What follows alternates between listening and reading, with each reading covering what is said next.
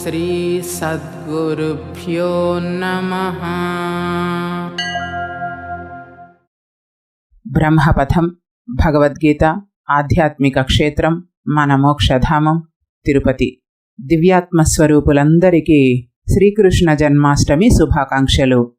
శ్రీకృష్ణుని జీవిత చరిత్రలోని అనేక అంశాలలో మచ్చుకు కొన్నింటిని శ్రీకృష్ణ జన్మాష్టమి సందర్భంగా అవలోకిద్దాం. మానవులలో మానవుడిగా అవతరించి దివ్యమైన తత్వోపదేశాన్ని లోకానికి అందించిన ఘనత శ్రీకృష్ణ పరమాత్మది. శ్రీకృష్ణుడు చిలిపి బాలునిగా, రాధాగోపిక మనోహరునిగా, 8 మంది భార్యలకు ప్రభువుగా, గోపికల మనసును దోచుకున్నవాడిగా, యాదవరాజుగా, అర్జునునికి సారథి అయిన ధార్మిక పక్షపాతిగా, భగవద్గీత బోధకునిగా అంటే దైవం దగ్గరకు చేర్చే మార్గ నిర్దేశకుడిగా, తత్వోపదేశకుడిగా, దేవదేవునిగా, చారిత్రక రాజనీతిజ్ఞుడిగా, ఇలా బహువిధాలుగా బహుముఖ ప్రజ్ఞాశాలిగా లోకానికి విదితమే. శ్రీ మహావిష్ణువు తన సృష్టిలోని జీవులకు బాధలు తీవ్రతరమైనప్పుడు, లోకంలో పాపపు హద్దు మీరినప్పుడు దుష్టులను శిక్షించి శిష్టులను రక్షించడం కోసం అవతరిస్తూ ఉంటాడు. ఇలా అవతరించడాన్ని లీలావతారం అంటారు. ఇప్పటికీ ఇలాంటి లీలావతారాలు 22 ఉన్నా అందులో దశావతారాలు ప్రసిద్ధమైనవి. కృత త్రేతాయుగాల అనంతరమైన ద్వాపర యుగంలో శ్రీ మహావిష్ణువు శ్రీకృష్ణుడిగా అవతరించాడు. గీతోపదేశం ద్వారా మన మిత్రుడైన అర్జునునికి సత్యదర్శనం గావించి కురుక్షేత్ర మహాసంగ్రామాన్ని ముందుకు నడిపించాడు. గీతోపదేశంతో శ్రీకృష్ణుడు జగద్గురువుగా లోకంలో నిలిచిపోయాడు. వివిధ గ్రంథాలలో శ్రీకృష్ణుని జీవిత వృత్తాంతం ఉంది. ప్రత్యేకంగా భాగవతంలోని 9, 10, 11 స్కంధాల్లో శ్రీకృష్ణుని జీవిత వృత్తాంతం చాలా వివరంగా ఉంది. మహాభారతంలో లక్క గృహ దహనానంతరం శ్రీకృష్ణుని పాత్ర ప్రవేశించి అక్కడ నుండి కురుక్షేత్ర సంగ్రామం చివరి వరకు కూడా కృష్ణుని కథ పాండవుల కథకు సమాంతరంగా నడుస్తుంది. మహాభారతం చిట్ట చివరి ఘట్టం శ్రీకృష్ణ నిర్యాణం. తరువాత ఇదే ఘట్టంతో భాగవతం ప్రారంభమవుతుంది. లోకంలో అధర్మం ప్రబలిపోవడం వల్ల భూదేవి బ్రహ్మదేవుల ప్రార్థన మేరకు భగవంతుడు దేవకీ వసుదేవులకు జన్మించాలని నిర్ణయించుకున్నాడు. మధురా నగరాన్ని యాదవ క్షత్రియ వంశానికి చెందిన సూరసేన మహారాజు పరిపాలిస్తూ ఉండేవారు. వసుదేవునకు ఉగ్రసేన మహారాజు కుమార్తె దేవకిని ఇచ్చి వివాహం చేశారు.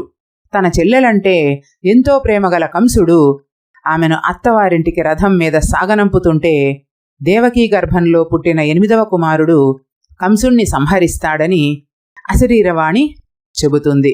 ఇంతలో కంసుని ఆక్రోశానికి అవధులు లేకుండా పోయాయి.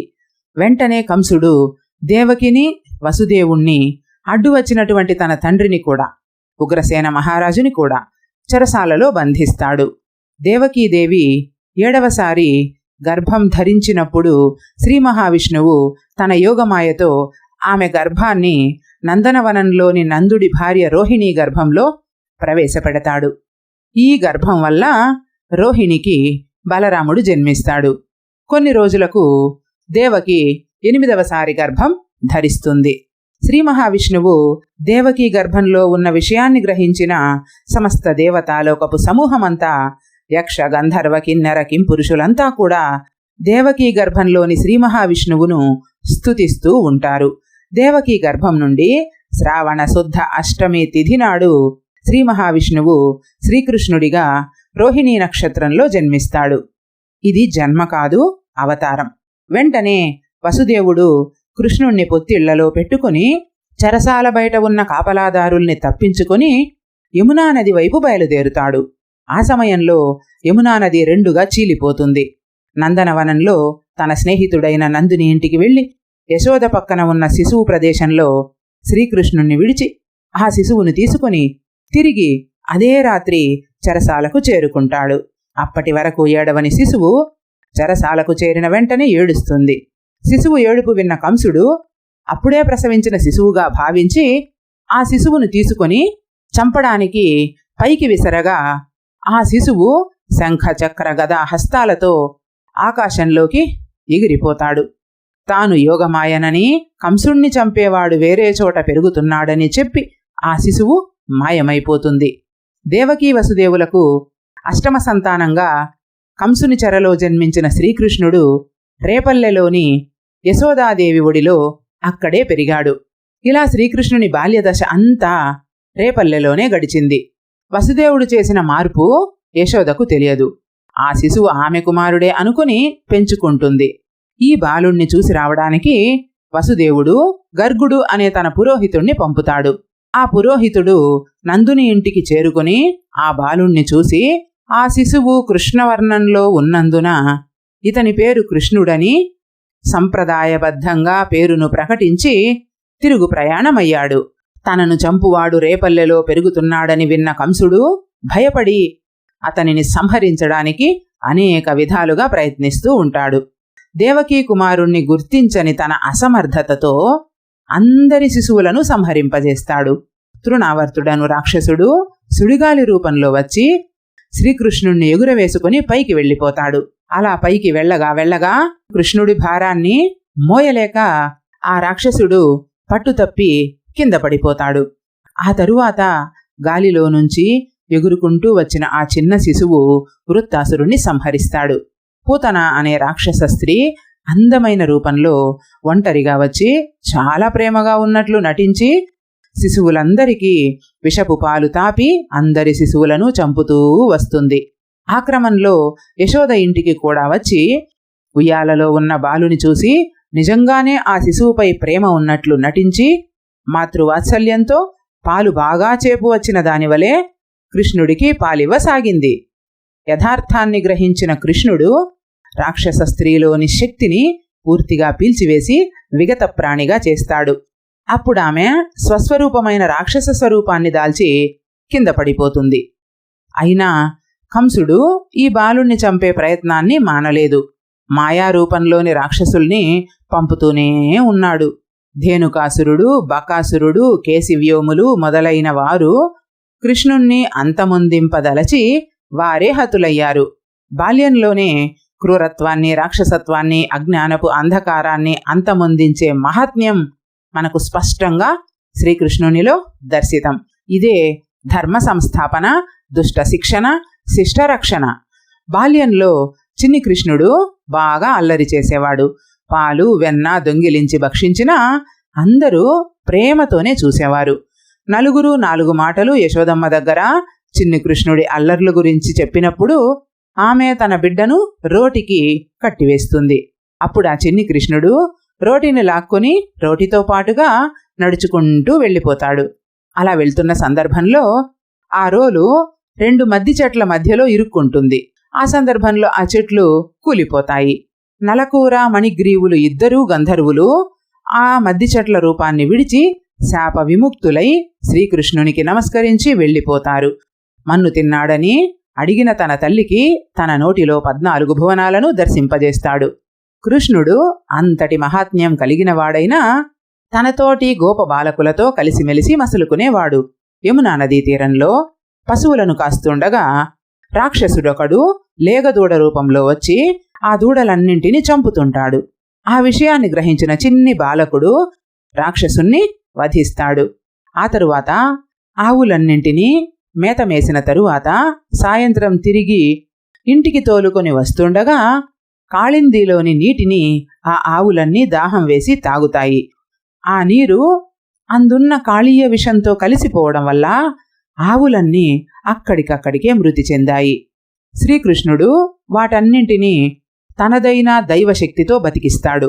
ఆ మడుగునకు సమీపంలో ఉన్న చెట్టునెక్కి కాళీయ సర్పంపై ఉరికాడు. వెంటనే ఆ సర్పం కృష్ణుణ్ణి కరవబోయి శ్రీకృష్ణుని బరువుకు కృంగిపోయింది.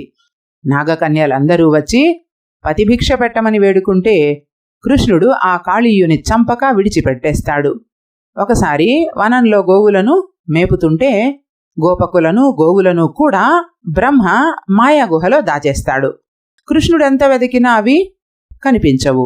తనతో వచ్చిన గోపకులను తమ తల్లిదండ్రులకు అప్పగించకపోతే ఎలాగా?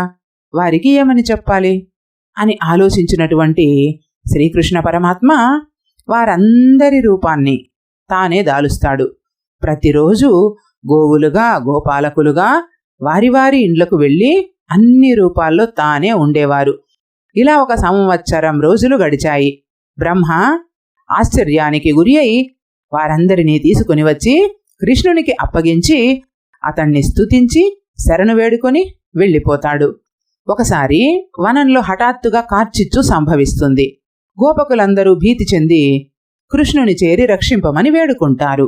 అంతలో వారందరినీ ఒక్క క్షణం కన్నులు మూసుకోమని చెప్పి ఆ కార్చిచ్చును ఆమాంతం మింగేస్తాడు. తన తండ్రి ఇంద్రయాగం చేస్తుంటే అతనికెందుకు యాగం చెయ్యాలి అని ఆ యాగాన్ని మాన్పిస్తాడు. కోపించినటువంటి ఇంద్రుడు రాళ్లవాన కురిపిస్తాడు. ఆ సమయంలో తన చిటికెన వేలితో గోవర్ధన పర్వతాన్ని ఎత్తి గొడుగుగా పట్టి దాని కిందకు సకల జనులను పశువులను రప్పించి కాపాడుతాడు. అప్పుడు ఇంద్రుడే సిగ్గుపడి శ్రీకృష్ణుడి దగ్గరకు వచ్చి నమస్కరించి శరణాగతుడవుతాడు. శ్రీకృష్ణుడు బలరాముడు ఇద్దరూ సాందీప మహర్షి దగ్గర బ్రహ్మ విద్యను అభ్యసిస్తారు. అక్కడ కుచేలుని చెలిమిని రాజయ్యాక కూడా అతను మరవలేదు. గురువు సాందీప మహర్షి పుత్రుడు ప్రభాస తీర్థంలో స్నానం చేస్తూ మునిగిపోతే గురువు ఆజ్ఞ మేరకు అతన్ని కాపాడుతాడు. మరోవైపు కంసుని ప్రయత్నాలన్నీ విఫలమవుతూనే ఉన్నాయి. కంసుడు ఎలాగైనా సరే కృష్ణుని పరివారాన్ని తన నగరం నుంచి వెళ్ళగొట్టాలని ఆజ్ఞాపించాడు. ఇక శ్రీకృష్ణుని విశ్వరూపంతో కంసుని మాటలు ధిక్కరించి కంసునిపై పడి సంహరిస్తాడు. తన తల్లిదండ్రులకు బంధ విమోచనం కలిగిస్తాడు. కంసుని తండ్రి అయిన ఉగ్రసేనుణ్ణి ఆ రాజ్యానికి పట్టాభిషిక్తుణ్ణి చేస్తాడు. అదే నగరంలో కృష్ణుడి కోసం ఎదురు చూస్తున్న కుబ్జకు దర్శనమిచ్చి ఆమె కుబ్జత్వాన్ని తొలగిస్తాడు. కంసుని సంహారాన్ని విన్న జరాసంధుడు ఎలాగైనా కృష్ణుని సంహరించాలని నిర్ణయించుకుంటాడు. కాలయవనుని సహాయంతో మధుర నగరంపై దండయాత్ర చేస్తాడు. జరాసంధుడికి తాను అజేయుడుననే భావన ఉంది. అది చాలదన్నట్లు కాలయవనుణ్ణి కూడా తోడబెట్టుకొని కృష్ణుడిపైకి యుద్ధానికి ఉరుకుతాడు. అతని భౌతిక బలానికి అవధులు లేకుండా పోతుంది. కృష్ణుడు వారితో యుద్ధం చెయ్యకుండా సముద్ర మధ్యలో ద్వారకను నిర్మించి మధురానగర వాసుల్ని అక్కడికి చేర్చుకుంటాడు. నిరాయుధుడైన కృష్ణుణ్ణి వెంటబడి తరుముతూ పరుగెత్తుతాడు. కృష్ణుడేమో కొండలనక ఎండలనక పరుగెత్తడం ప్రారంభించాడు. అలా పరుగులెత్తి అలసిపోయినా శ్రీకృష్ణుడు ఒక కొండ గుహలో దాగి ఉంటాడు. ఆ గుహ ద్వారంలో ముచికుందుడు నిద్రిస్తూ ఉంటాడు. కృష్ణుని వెనక వచ్చిన కాలయవనుడు ముచికుందుని చూసి కృష్ణుడే అనుకుని అతన్ని తన కాలితో తన్నగానే ముచికుందుడు కన్నులు తెరిచి చూస్తాడు. ఆ చూపులకు కాలయవనుడు భస్మమైపోతాడు. తరువాత ముచికుందుడు కృష్ణుణ్ణి అతని మహాత్మ్యాన్ని గ్రహించి స్తుతిస్తాడు. కాలయవనుడు భస్మమైపోయినా జరాసంధుడు తన ప్రయత్నాన్ని ఆపలేదు. అయితే శ్రీకృష్ణుడు నగరాన్ని వీడి కొంతకాలం ప్రవర్షణగిరిపై ఉండిపోయాడు. దుర్మార్గపు రాజులందరూ ఏకమై కృష్ణుని వంచాలనుకుంటారు. కానీ కృష్ణుని కీర్తి దశ దిశలకు వ్యాపిస్తూనే ఉంటుంది. అంతఃపుర కాంతలలో కూడా అతని పేరు విననివారు ఉండరు. ఓవైపు భీష్మక మహారాజు కుమార్తె రుక్మిణిని శిశుపాలునకిచ్చి వివాహం చెయ్యాలని ఆమె సోదరుడు రుక్మి ప్రణాళిక సిద్ధం చేస్తాడు. వివాహానికి తగిన ఏర్పాట్లన్నీ పూర్తి చేస్తాడు. వీటిని గమనించిన రుక్మిణీదేవి ఒక వృద్ధ బ్రాహ్మణుని ద్వారా తనను వివాహ సమయంలోనైనా సరే తీసుకెళ్లమని వార్తను చేరవేస్తుంది.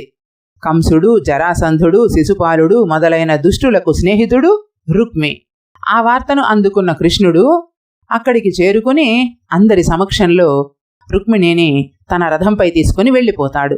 ఆ తరువాత ధర్మరాజు జరిపిన రాజసూయ యాగంలో భీముని చేతిలో జరాసంధుడు మరణిస్తాడు. శిశుపాలుణ్ణి సంహరించాడని కృష్ణుడిపైకి దంతవక్త్రుడు యుద్ధానికి వచ్చి కృష్ణుని చేతిలో మరణిస్తాడు. కౌరవులకు పాండవులకు మధ్య జరిగిన కురుక్షేత్ర సంగ్రామంలో పార్థునికి సారథిగా నిలిచి ధర్మ సంస్థాపన గావిస్తాడు. భగవద్గీత తత్వోపదేశాన్ని అందించిన శ్రీకృష్ణుని అవతారం అఖండం, అద్వితీయం, అజరామరం.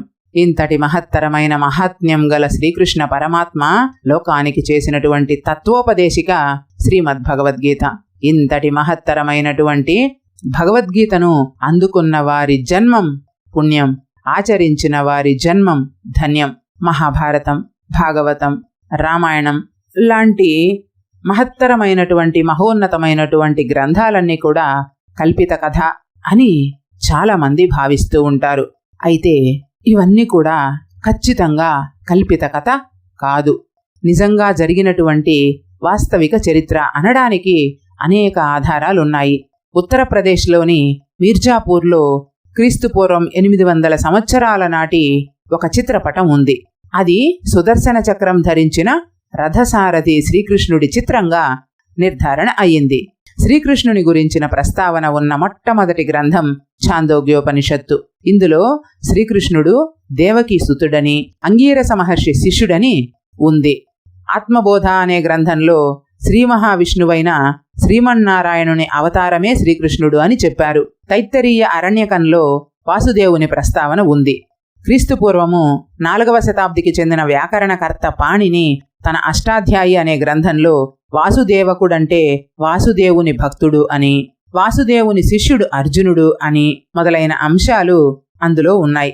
ఆ తరువాతి కాలంలో మహాభారతం రచనాకాలం నాటికి శ్రీమద్భగవద్గీత బోధనల ద్వారా శ్రీకృష్ణ భగవానుడనే భావన లోకంలో స్థిరపడింది.